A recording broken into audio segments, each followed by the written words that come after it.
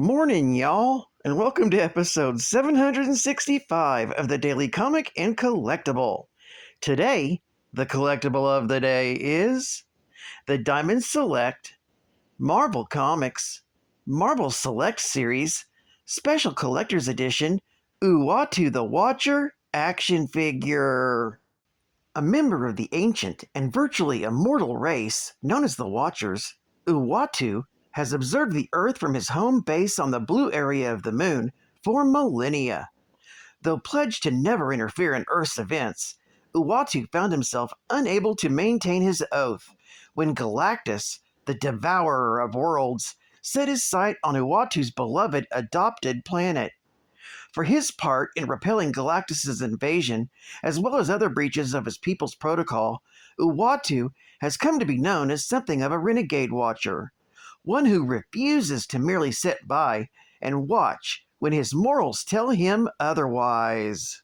Made by Diamond Select Toys, this 7-inch scale action figure of Marvel Select series Uatu the Watcher stands exactly 9 inches in height and features a premium design with advanced deco.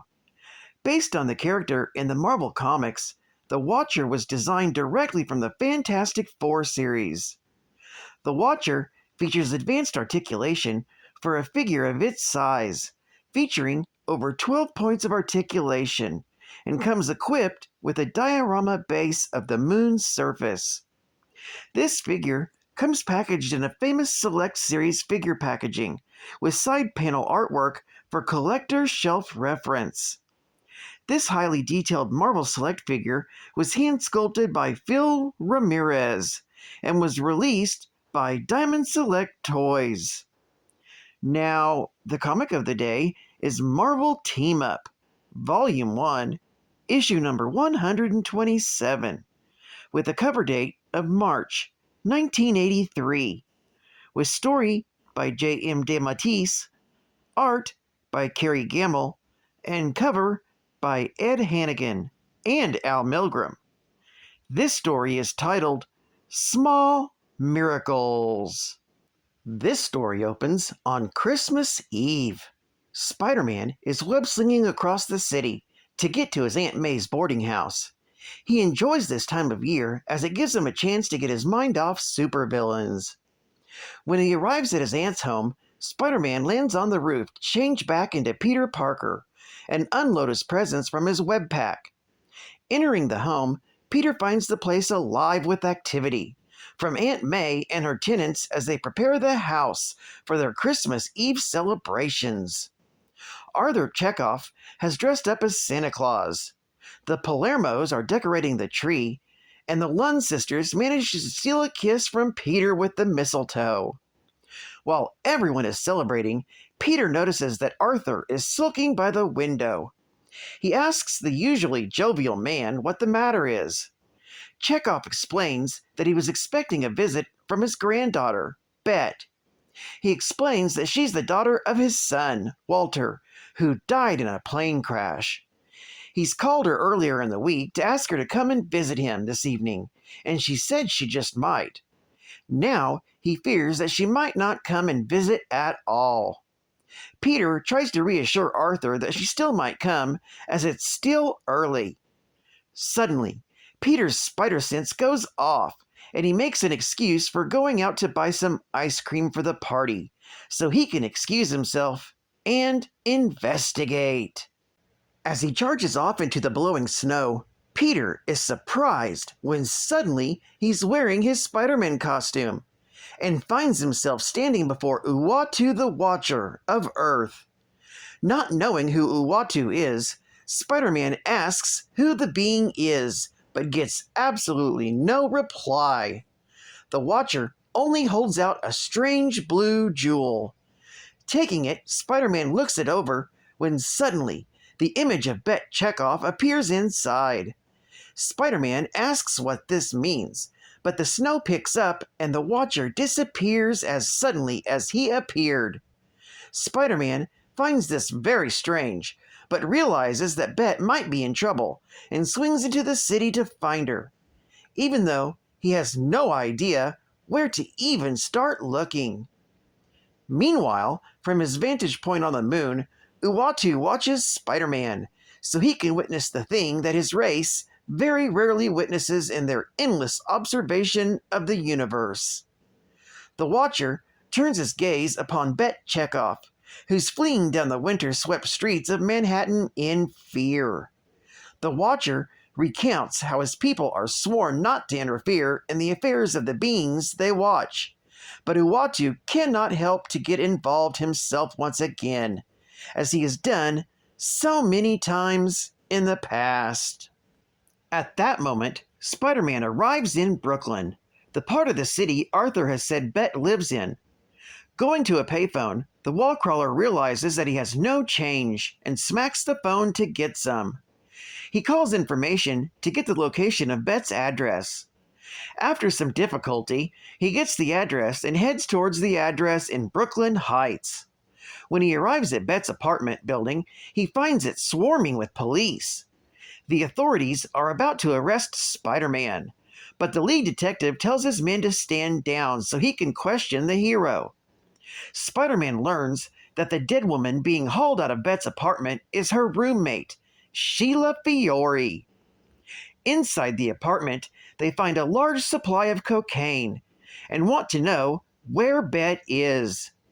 Having heard enough, Spider-Man swings off before the police can question him further, so he can continue his search for Bet. Spider-Man then scours the city, but finds no trace of Bet. On a rooftop, the wall crawler is all but about to give up when his train of thought is suddenly interrupted by the arrival of Captain America. Hearing Spider-Man's story, Cap gives him a pep talk about not giving up and offers his aid.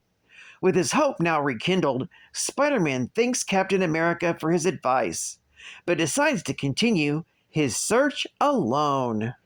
As Spider-Man continues his search, the Watcher decides to give the wall crawler a little bit of help. Suddenly, Spider-Man's spider sense goes off again, prompting him to look at the blue gem. It shows the image of Jimmy's Corner, a sleazy bar in Lower Manhattan. The masked hero speeds there and demands some answers from the customers. The rough-and-tumble men inside have a good laugh, as they don't believe that he's even the real Spider-Man. The web-slinger shows off his strength and then demands to know where Bet Chekhov is.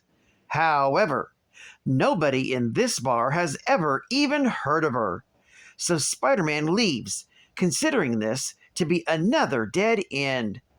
However, Spider-Man is wrong, as if he had checked the apartment above the bar, he would have seen Bet inside, demanding to know why her dealer Buck had given them cocaine that was stolen from the mob. She is in near hysterics, and it gets on Buck's nerves, so much that he strikes her. The commotion attracts Spider-Man, who easily subdues Buck before he can stab Bet with a knife. However, after he's done with the drug dealer, Spider-Man notices that Bet fled in the confusion. Outside, Bet is spotted by some mobsters who give her chase. The frightened woman attempts to flee down an alley, but it turns out to be a dead end.